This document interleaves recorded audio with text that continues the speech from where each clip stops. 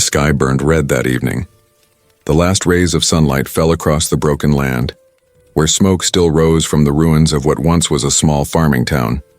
Eli sat alone beside the fire, his hands covered in dust and blood, staring at the pot of soup boiling slowly. It had been 3 days since the battle ended, but silence felt louder than any explosion. He was a soldier once, now just a man trying to survive in a world that had lost its shape. The war between humans and the alien races had destroyed everything familiar. Cities had fallen, machines had stopped, the strong hunted the weak, and food had become worth more than gold. Eli lived inside an old wooden cabin deep in the forest far from the cities. Every night he cooked a small meal and kept his old rifle nearby. Trust was a rare thing now. He had learned that mercy could get you killed. The fire crackled as he stirred the pot. The smell of boiled roots and dried meat filled the air. His stomach growled, but something else made him freeze. A soft sound from the shadows behind him. A twig snapped. The sound was quick, light, like the movement of an animal. Eli's hand slowly reached for his gun. He waited. The forest stayed quiet for a moment. Then another sound came. A soft breath, then the faintest shuffle near the cabin door. Eli stood, silent as stone, eyes on the dark corner of the room. Then he saw it, a small hand reaching out through the half-open window, trembling, thin, dirty.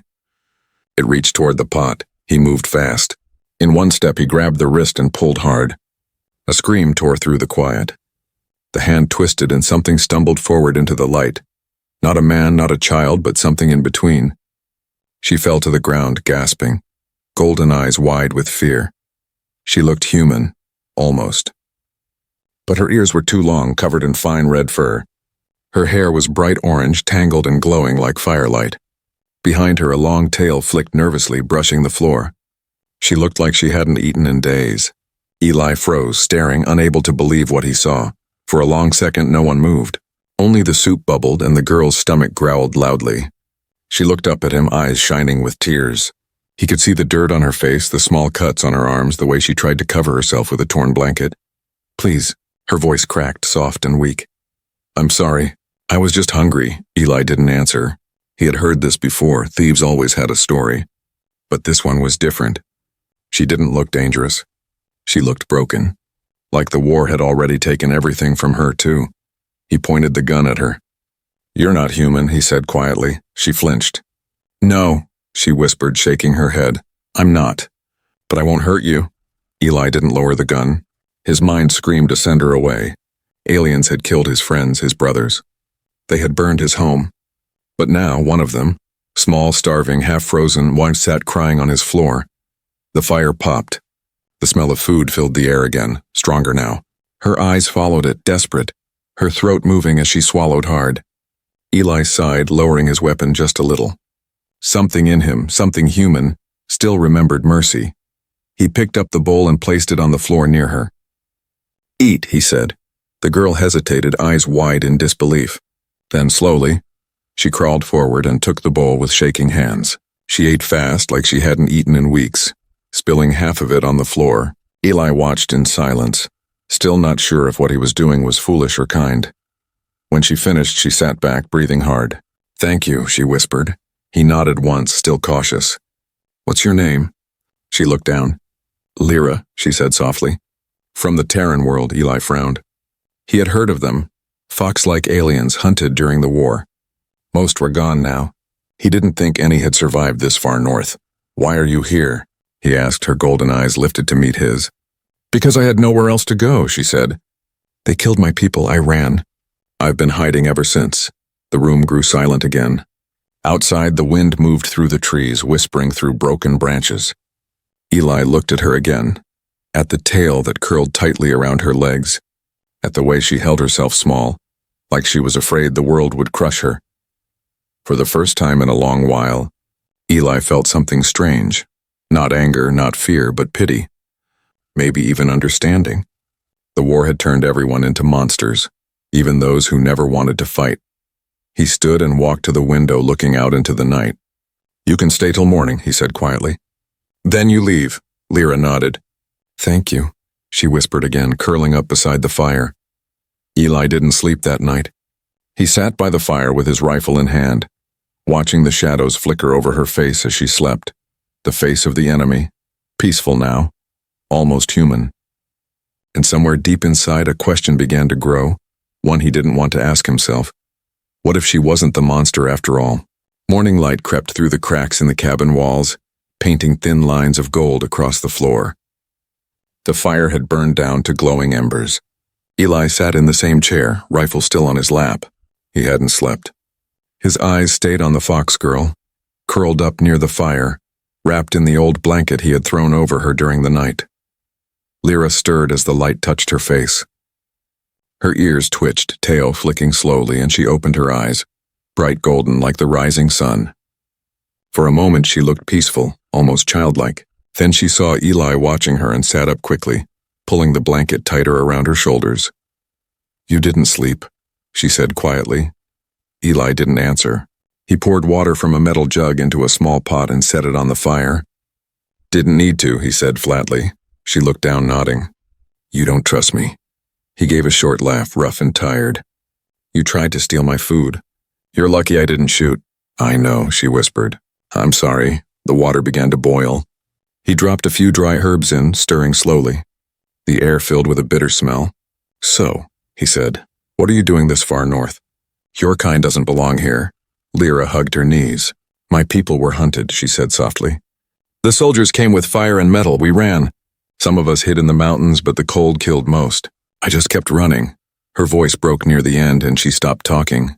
The sound of the boiling water filled the silence. Eli didn't look at her, but his hands stopped moving for a moment.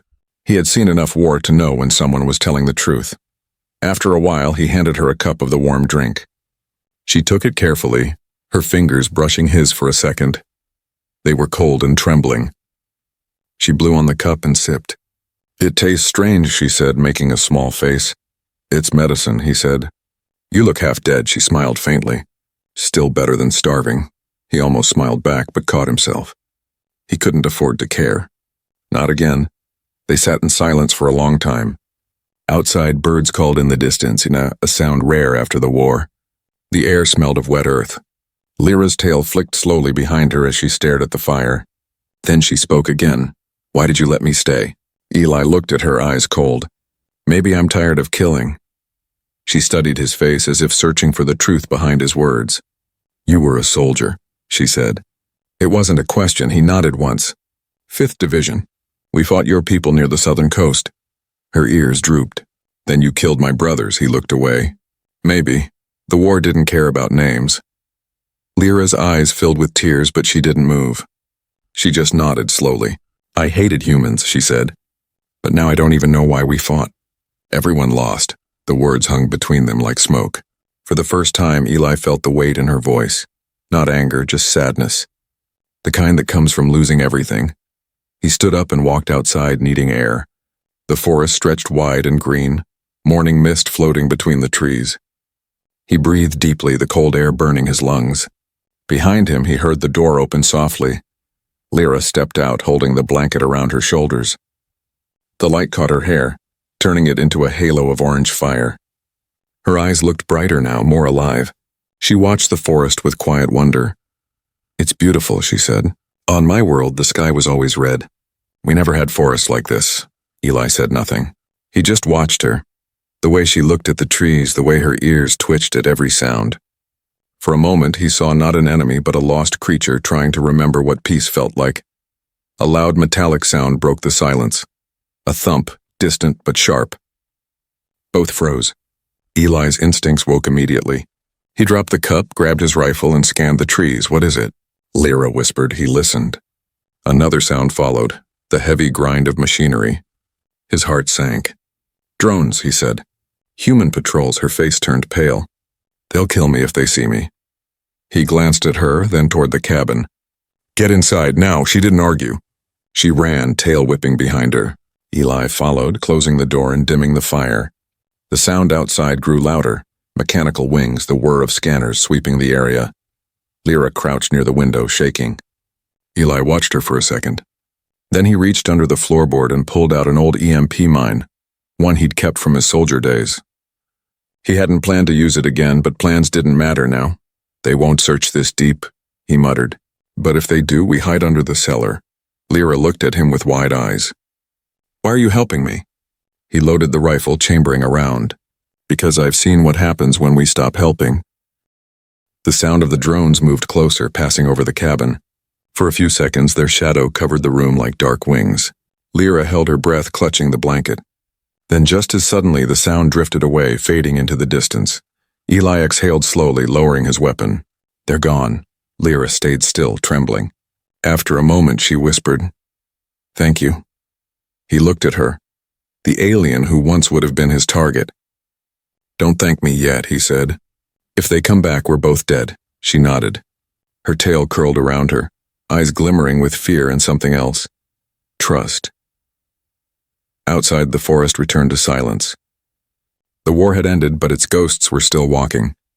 Eli stared at the fading smoke from the fire and thought about what he'd just done. He had just saved the life of the enemy, and deep inside, he wasn't sure if he regretted it. The sun had already fallen when Eli stepped outside to gather wood. The air was cold and sharp. The sky glowed orange at the edges, fading into gray clouds. He could still hear the faint echo of drones far away, like an old nightmare refusing to die. Inside the cabin, Lira sat quietly near the fire. Her tail wrapped around her legs, and her golden eyes followed Eli through the window. He had saved her, yes, but she could feel the distance in his heart. Eli came back in with an armful of firewood and placed it beside the hearth. You should rest, he said. We'll move out in the morning. Move out? She repeated, confused. This cabin's not safe anymore, he said. Those drones were scouting. If they send soldiers next, we'll be found. Lira lowered her eyes. You don't have to take me with you. He looked at her, frowning. You think I'm going to leave you out there alone? She shrugged weakly. It's what humans do. He didn't answer. For a moment, only the sound of the fire filled the silence. Then he said quietly, Not all humans. That night they ate in silence. Lira ate slowly, trying not to seem greedy. Her ears twitched with every sound. She still looked afraid, not of him, but of something else. Something she hadn't told him. When she thought he wasn't looking, she touched a small metal pendant hanging from her neck. It was old, covered in scratches, but faintly glowing with blue light. Eli noticed it, though he said nothing. After she fell asleep, he sat by the fire again. His soldier's instinct told him she was hiding something. He thought about the pendant, alien tech, maybe a tracker, maybe worse. But then he remembered her trembling hands, her broken voice when she said she was alone. He sighed and leaned back. Maybe he was just tired of seeing everyone as an enemy. Morning came with fog thick as smoke. Eli packed a small bag, dried food, ammo, water. He handed her a jacket that looked far too big for her. You'll freeze without it, he said. She smiled softly. Thank you. They left the cabin, moving through the forest quietly. The ground was soft with moss and dew dripped from every leaf. Birds flew overhead, something rare these days. Where are we going? She asked. North, he said. There's an old bunker near the cliffs. If we're lucky, we can stay there. She nodded and followed, her steps light, almost soundless. Despite the fear, she looked curious, always watching the world around her like it was new. They walked for hours until they reached a small stream. Lira knelt and drank the clear water, her reflection shimmering. Eli filled his canteen, watching her. You don't act like the others, he said quietly. She looked up. The others? The ones I fought? They were soldiers, cruel and angry. You're different. Her ears lowered. I was never a soldier, she said. I was a healer. Eli froze.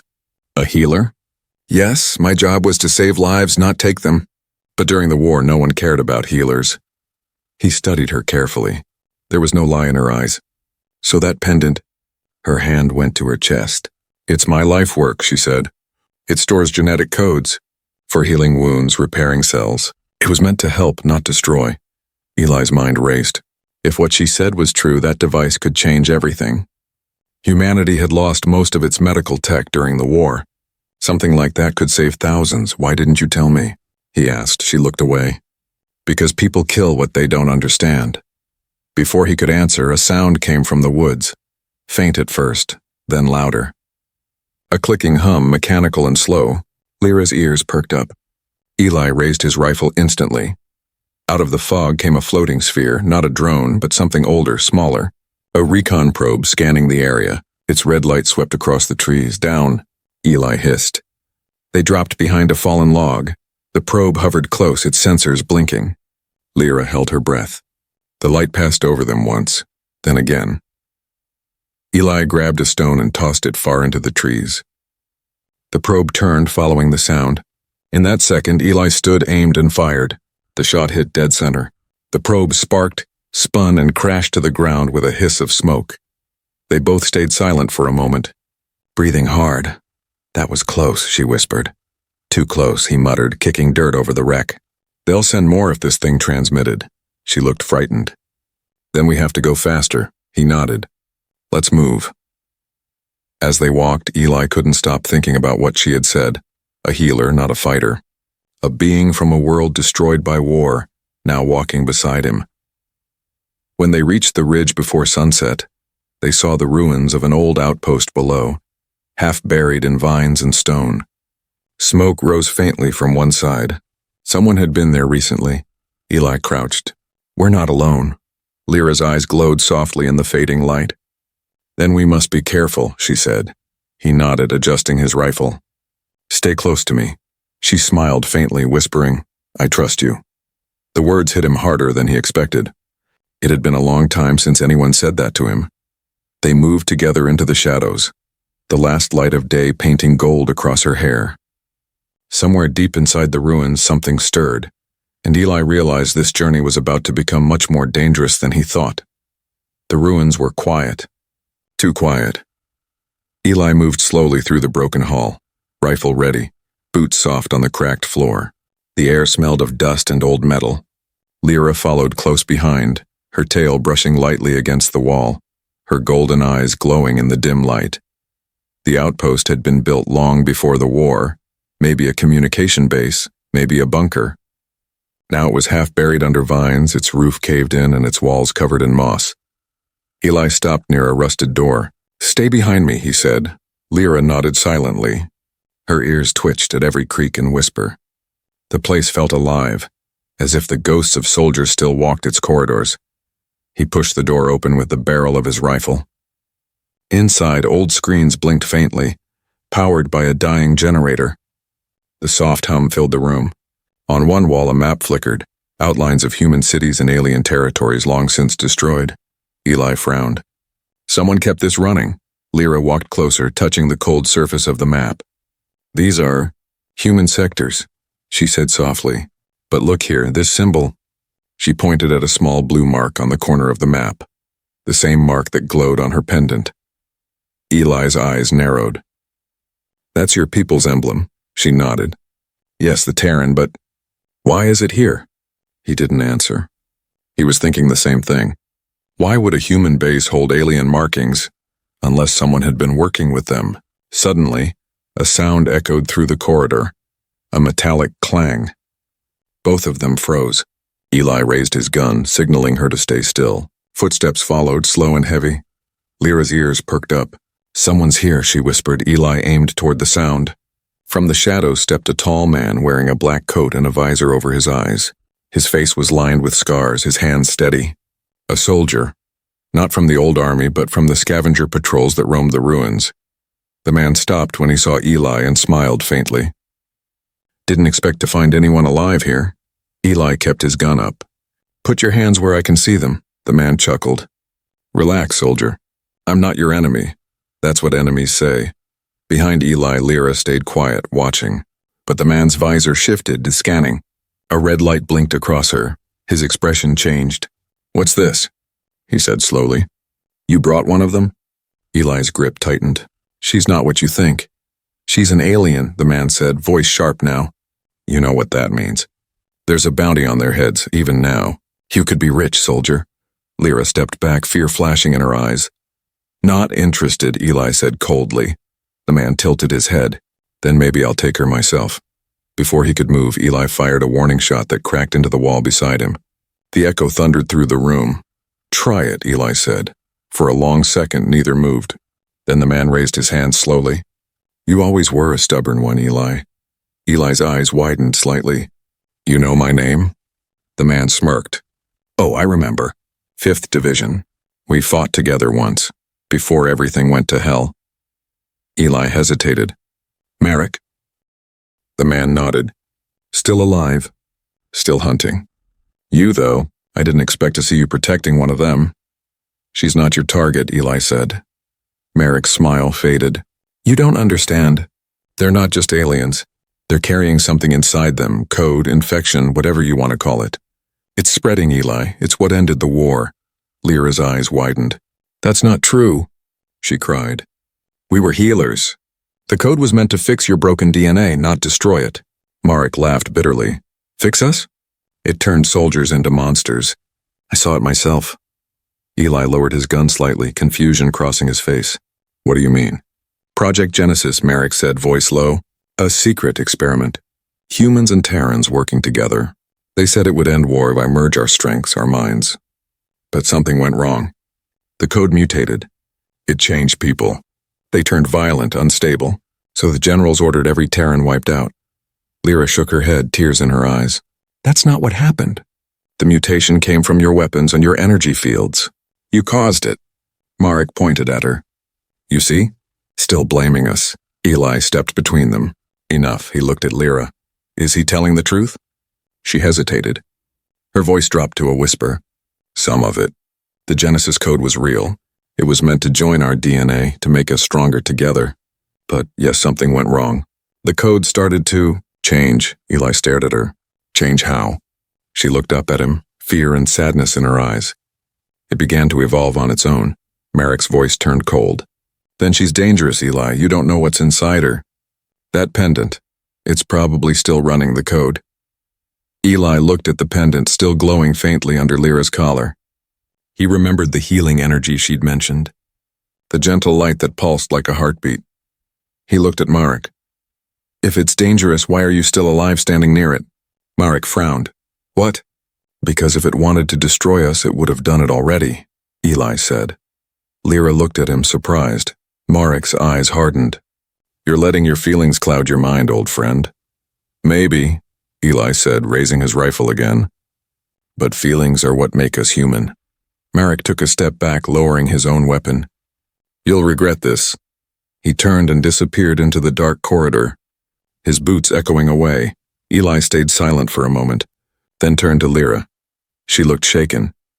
You should have told me, he said quietly. I was afraid, she whispered. If you knew what I carried, you'd have killed me. He looked at her pendant, then at her. Maybe once, he said. But not now. She looked up at him, tears in her golden eyes. Why? He sighed. Because I've seen real monsters, Lira, and you're not one of them. Outside, thunder rolled over the mountains. The storm was coming, and with it soldiers who would stop at nothing to find her. Eli knew what he had to do now. He wasn't just protecting her anymore. He was protecting whatever hope was left for both their worlds. The wind screamed through the broken windows of the old outpost. The storm had arrived sooner than Eli expected. Rain lashed against the walls and thunder shook the ground beneath them. Lira stood near the door, her tail swaying nervously. She clutched her pendant close to her chest, its blue light flickering brighter than before. Eli checked his rifle, glancing out the window. Through the sheets of rain, he saw shapes moving among the trees. They found us, he said quietly. Lyra's ears flattened. Merrick, he nodded. And soldiers. Maybe 5, maybe more.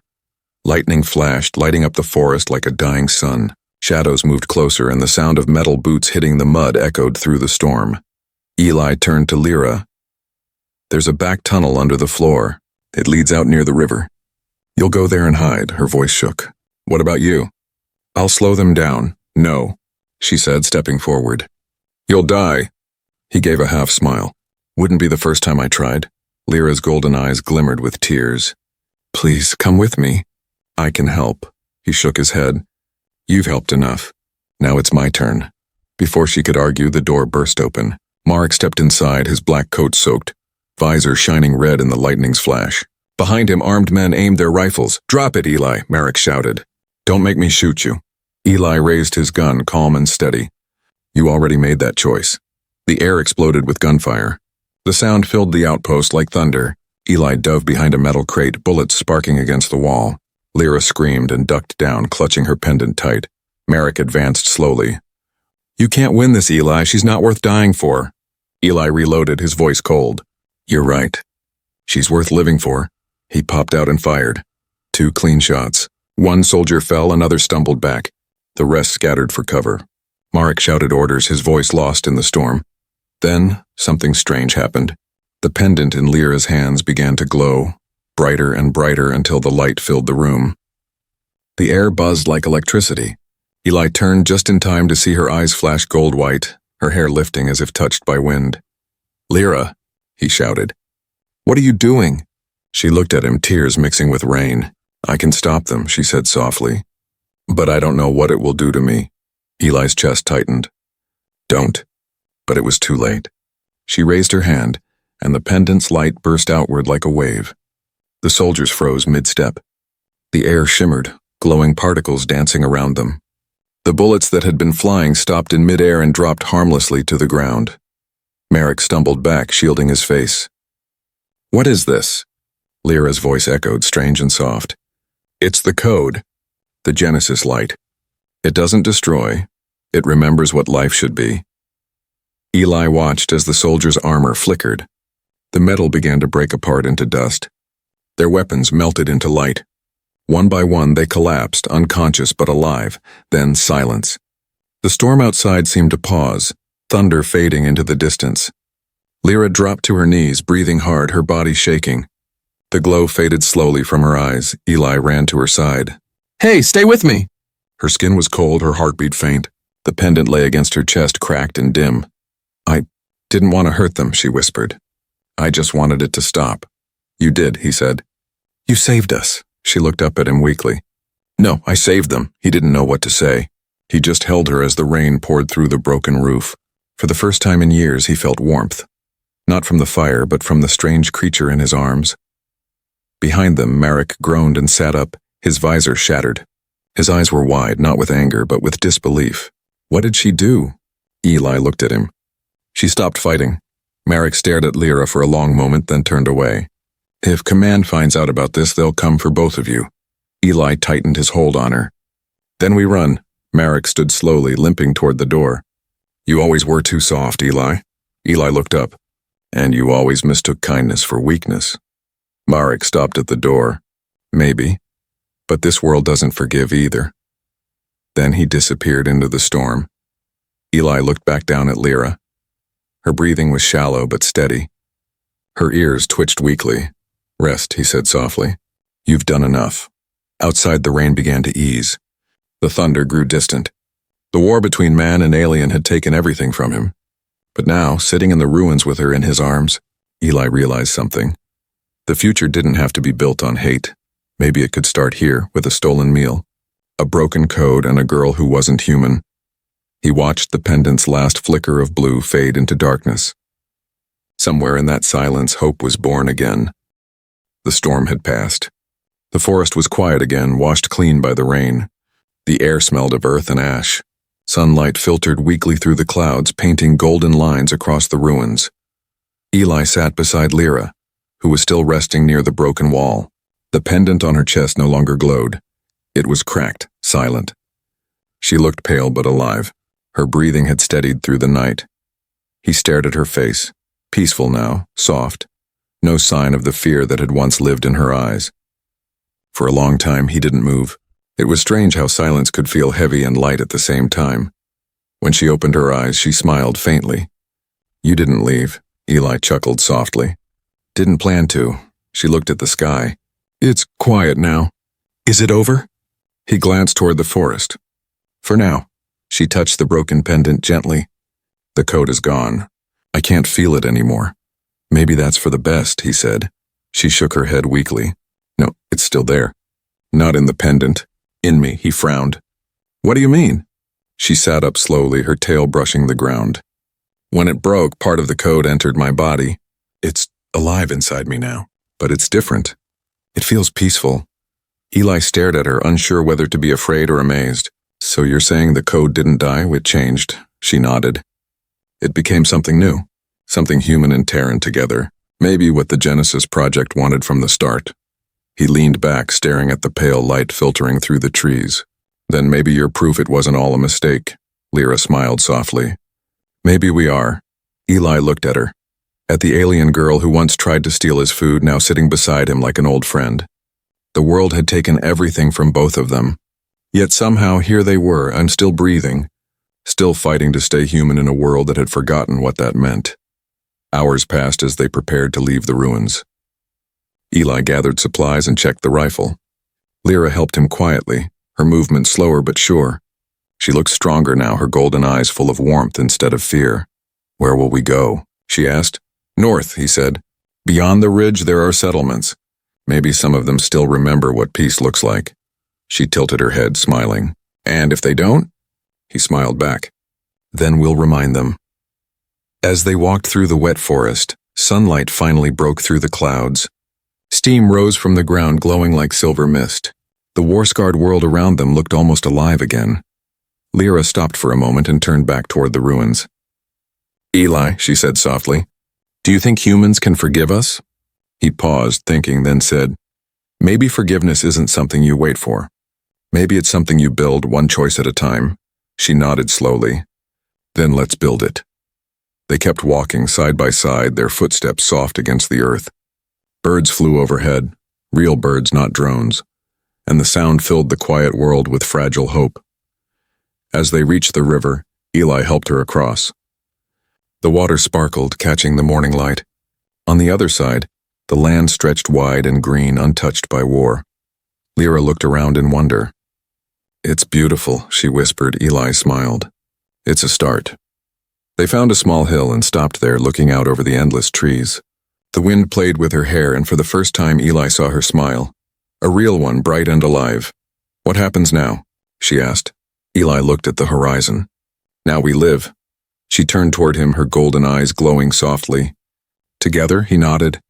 "Together." For a long moment they stood there in silence, a human soldier and a foxgirl alien, survivors of a war that had almost destroyed everything. And yet in that silence the world felt new again.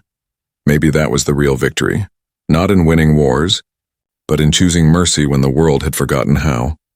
The wind carried the scent of rain and the promise of spring. The future was uncertain, but for the first time Eli didn't feel afraid. He looked at Lira and said softly, "You tried to steal my dinner, but you ended up stealing something else instead." She tilted her head playfully. "What's that?" he smiled. "My peace." She laughed, the sound light and pure, the kind of laughter the world hadn't heard in years. Together they walked into the sunlight, leaving the ruins behind. The war was over, and somewhere, deep within the heart of the last human soldier and the last alien healer, life had finally begun again.